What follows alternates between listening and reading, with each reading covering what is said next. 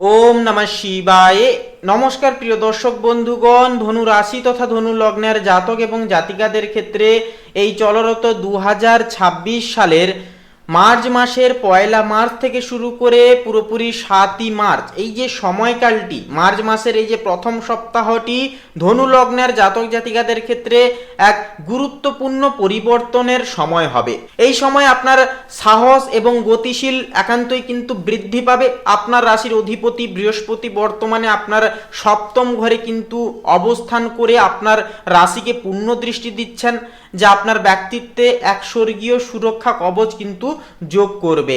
আপনার তৃতীয় ঘরে সূর্য, বুধ, মঙ্গল এবং রাহুর এক শক্তিশালী চতুর্গ্রহী যোগ কিন্তু তৈরি হয়েছে।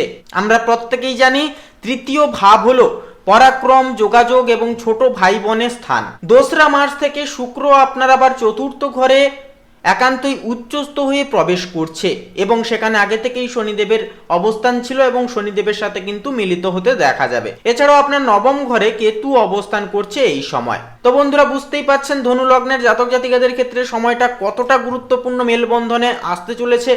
আপনারা একান্তই কিন্তু বিশেষ কিছু সুবাদে আপনারা পরিবর্তন লক্ষ্য করতে পারবেন এবং বিশেষ কিছু বিষয় থেকেও কিন্তু একান্তই আপনাদেরকে সাবধান এবং সচেতন থেকেও কিন্তু চলতে হবে।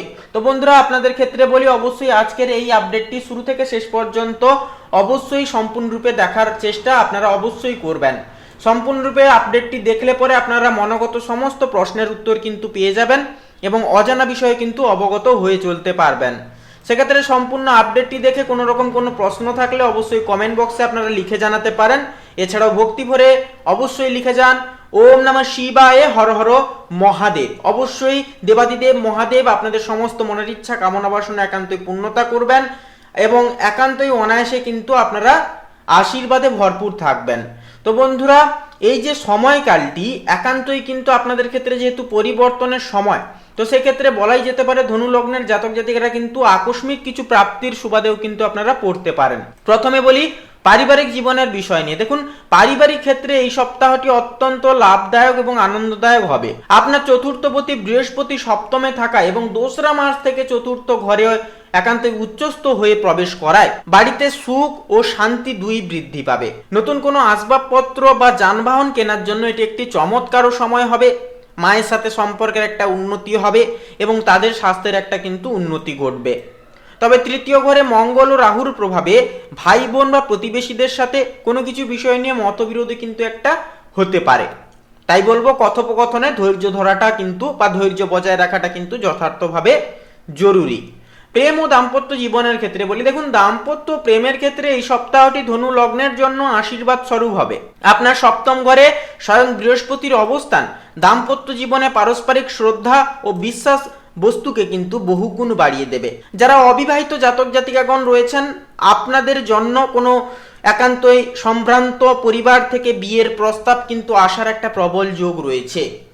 প্রেমের ক্ষেত্রে চতুর্থ ঘরের উচ্চস্থ শুক্রের প্রভাবে সম্পর্কের একটা গভীরতা কিন্তু সেটা বাড়বে এবং আপনারা একান্তে সময় কাটানোর কিন্তু সুযোগগুলি পাবেন।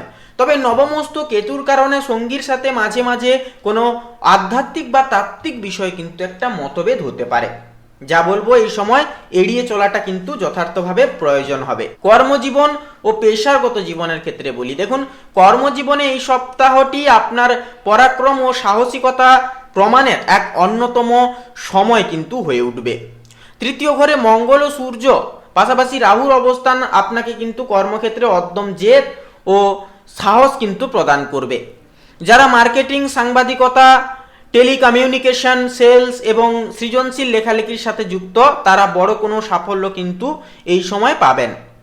চতুর্থ ঘরে শনি ও শুক্রের সহ অবস্থান একান্তই নির্দেশ করছে যে যারা সিঙ্গেল অর্থাৎ যারা রিয়েল এস্টেট বা ইন্টেরিয়র ডিজাইনিং এর সঙ্গে যুক্ত থেকে কাজ করছেন, আপনাদের জন্য নতুন কোনো প্রজেক্ট পাওয়ার একটা কিন্তু যোগ রয়েছে। লগ্নস্থ বৃহস্পতির প্রভাবে উচ্চপদস্থ কর্মকর্তারা আপনার প্রতি সদয় একান্তই কিন্তু থাকবেন এবং আপনার সিদ্ধান্তগুলো প্রশংসিত হবে। আর্থিক অবস্থা ও সঞ্চয়ের ক্ষেত্রে বলি, দেখুন আর্থিক দিক থেকে এই সপ্তাহটি ধনু রাশির জাতক জাতিকাদের জন্য যথেষ্ট ইতিবাচক কিন্তু হয়ে উঠবে। আপনার ধনপতি শনি চতুর্থ ঘরে উচ্চস্থ শুক্রের সাথে থাকায় জমি বা পুরনো সম্পত্তি বিক্রয় থেকে বড় অঙ্কের কিন্তু অর্থ লাভ এই সময় হতে পারে। আয় ও ব্যয়ের মধ্যে একটি সুন্দর ভারসাম্য বজায় থাকবে। বৃহস্পতির শুভ প্রভাবে ব্যবসায় বিনিয়োগ থেকে অর্থাৎ ব্যবসার বিনিয়োগ থেকে কিন্তু ভালো রিটার্নশিপ পাওয়ার একটা চান্স বা সম্ভাবনা সেটাও কিন্তু রয়েছে। তবে তৃতীয় ঘরে রাহুর উপস্থিতিতে হঠকারী কোনো ঝুঁকিপূর্ণ বিনিয়োগে প্রলুব্ধ হতে পারেন, যা এই সময় বলবো এড়িয়ে চলাই বুদ্ধিমানের কাজ হয়ে উঠবে। সঞ্চয়ের ক্ষেত্রেও কিন্তু এই সপ্তাহটি বেশ গঠনমূলক হবে।